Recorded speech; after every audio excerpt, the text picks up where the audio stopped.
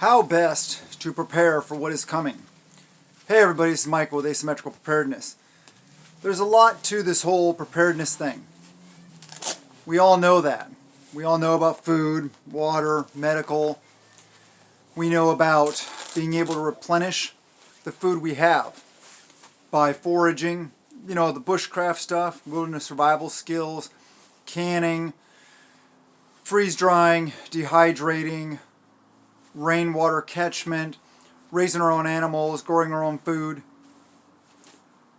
Yeah, and there's so many other things I haven't even talked about or haven't even mentioned. Right now I'm getting seeds here and there as I get them. I find good deals, good seeds, grabbing them up. Building my raised beds, you guys have seen that. Adding to my garden, adding to my capability. Always be adding to your capabilities. Physical fitness, I'm always exercising. I'm always adding to my capabilities. Food storage, adding to capabilities. Water storage. Water storage is one thing that, yeah, we talk about it. I don't know how many people take it seriously. It's difficult to store really enough water. It's much easier to store enough food. Water storage is more difficult, but it's something we need to make more of a priority of. Yes, it falls from the sky. Yes, it appears around us some places. Some more so than others. In my area, I have lots of lakes all over the place around us. Lakes, ponds, rivers, streams, and the entire Puget Sound. I get it. It's salt water. You would have to desalinate it, but you can do that. So and it rains a lot here. Western Washington. Yes, it rains a lot in Washington. We have the capability or the ability to gather lots of water where I'm at. But storing it is still very important. You can get those blue food grade 50, 55 gallon drums. That's a good way. You can get those 6 gallon blue igloo water things at like camping sections. You can get those clear those water jugs that sit on top of the water cooler at work. People go get water, stuff like that. You can get those. You can. What I do is another thing I do. I fill everything I possibly can with water. Even if it's an old milk jug. I get it. They don't last that long. I get it. You probably don't want to drink it as potable water out of a jug that had milk in it. No problem.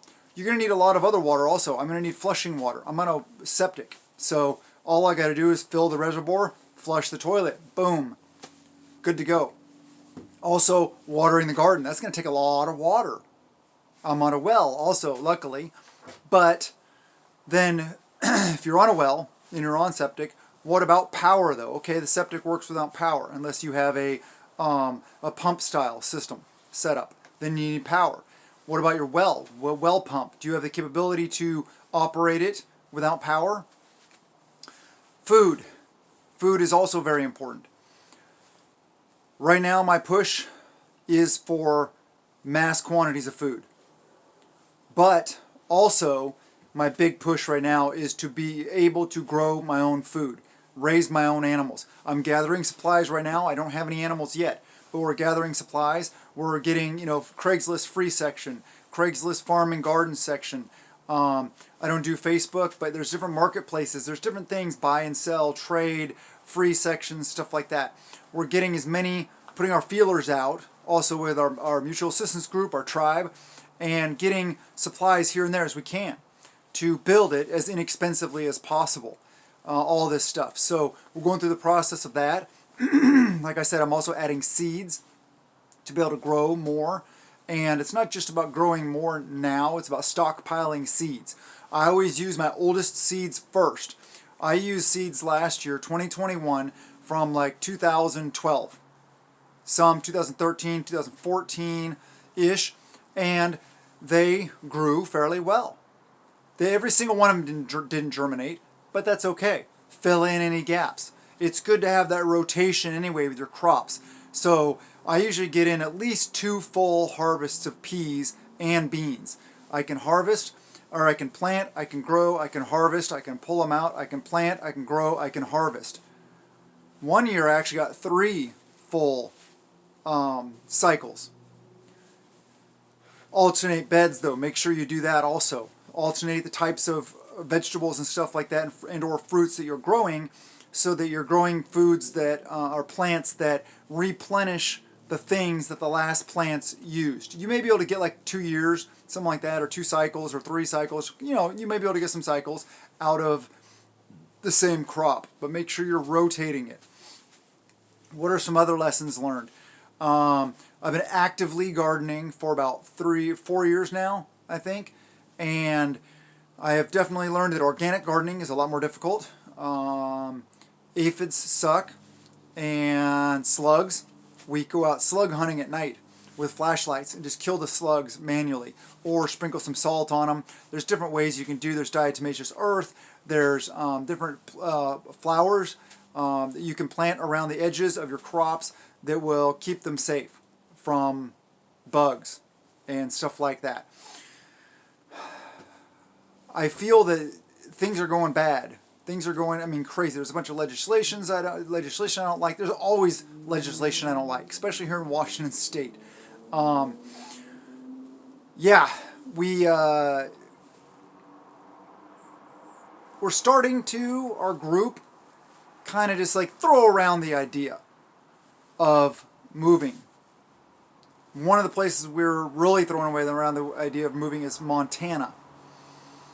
So I'm not really going to talk about this. Like I said, we're just starting throwing around the ideas and stuff like that. But we're discussing the possibility of moving as a group, of buying, having a land trust and going in together on buying a bunch of land, and then splitting it all up, and legally, so we'd all have our own property. No socialist thing here, no commune type thing here, just like-minded people. And if you do something like that, it is difficult. It is difficult to do that. It is difficult to know, okay, who's serious, who's not actually serious, stuff like that, who's willing, what about their families, stuff. There's a lot. It's difficult to do. But if you can do that, when you are relocating, at least you have people you know, and that you can rely on and you can trust, hopefully, stuff like that. And help out together. Like I was throwing around, in our little group text, I was saying, oh, I love the idea of, kind of doing it the way the Amish do. Maybe not necessarily all the beliefs, all that stuff. I'm just talking about like, okay, we go to the property and we got, okay, this is like the main person. He's got the most acreage. He's kind of like the backbone of the group kind of thing. Okay, let's build this house first. We all get together, we build it together. And then we move on to the next. And then, once we get all established, then it's like, okay, so-and-so wants to build a barn. Okay, so we all show up there and build a barn. And then, so we all help each other out. So nobody has to do it by themselves. Because doing it by yourselves, sure. Could we all do it individually by ourselves? Yes. But it would be much more difficult, and it would take much longer. It's much more efficient and quicker doing it that way. So I recommend, even if you're not relocating, that you work together as a group. Even if it's just your neighborhood. If your neighbor is doing something, go over there. If he's making noises, you're sawing or something like that, go over there and say, hey neighbor, how's it going? You need any help? Put out your feelers like that. It's also about spreading love. It's also about the pure love of Christ and of Heavenly Father. That's very important. Today when we were out and about, we actually went on a rock hounding expedition that ended up in total failure, because it was on it was a river portion of a riverbed. There's a bunch of cool things there to find, but due to all the rain and stuff like that and the river swelling, which I should have thought about, there were no dry riverbeds, and so it ended up being a fail. But we turned it into something good. And on the way, this whole thing about spreading the pure love of Christ, we were dropping in somewhere to get some like drinks or top off supplies. I forget what it was, but and then heading out, and there was a person there on the side of the road holding a sign. You guys have seen it. Lots of places. He was a Native American, because this was an Indian reservation we were stopping at. Little gas station, mini mart type thing. And he had a shirt with an AR-15 on it, and it says, legalize freedom. And he had a sign, veteran, stuff like that. And parked right around the corner was where there's nothing else there. So it was his vehicle, definitely. Just an old, beat down Jeep Grand Cherokee. So I knew he wasn't some kind of guy like driving a Lexus or something like that, just out begging, earning a really good living, better living than me doing it. And my wife just had this prompting. My wife is much more in tune with these kind of things about spreading the love than I am. And so we had Subway sandwiches we'd already picked up for the trip. So we stopped. She got out, gave him half of her Subway sandwich, and this little like crystal or rock she had, I forget what it was. It was like maybe like a rose quartz or something like that, and gave him a hug, and just told him that he was loved and that Jesus loves him. And the good look on the guy's face, oh my gosh, it was amazing. Just touching him, spreading that compassion. I don't know his life story.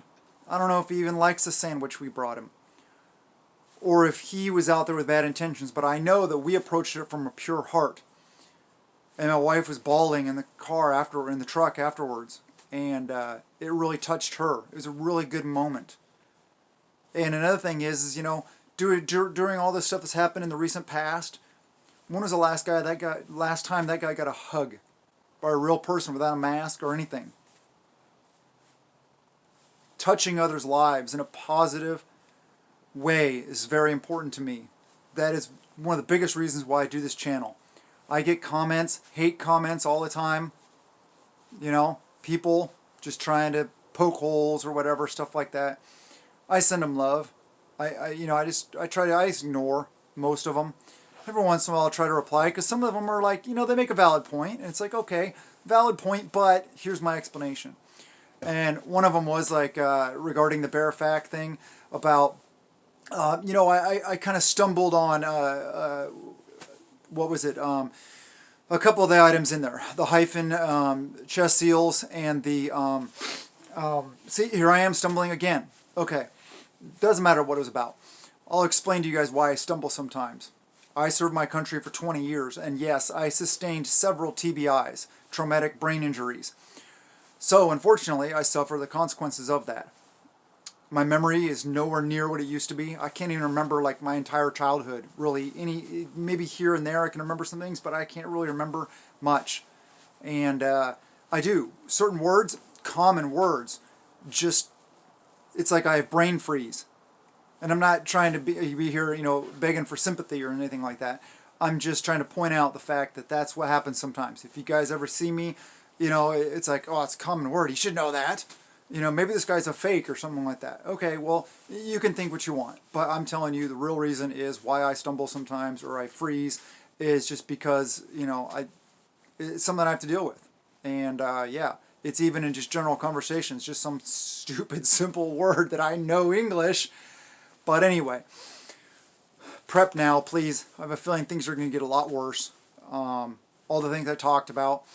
I don't even remember what the title of this video was. I kind of meandered around a bunch and stuff like that. Talked about a bunch of good things. I did do a Patreon video about like what I'm taking. It was kind of a shorter video, but we covered a lot of good stuff about what I was taking in the truck, because it was about an hour and a half drive. So it was outside our like comfort area. So, the extra stuff I took and why, and kind of showed it. So if you want to check that out, Patreon links in the description below. It's $1 a month. Hundreds of good videos there. So I thank you guys, all the subscribers here. I'm really proud, and I'm really happy that we went over 25,000 subscribers. That's pretty cool. I would like to keep growing it. I'd like to reach more people. I would like to empower more people and uplift more people, because that's what it's about. It's about spreading the true love of Christ and the love of you guys, and wanting and encouraging you guys to be prepared. I don't have to do this. I could spend the time doing something else to make me better prepared. But I'm on here for you guys. And yeah, okay, I make a little bit of money doing it that helps me support my family. That helps me do what I have to do to provide for my family, which is very important to me.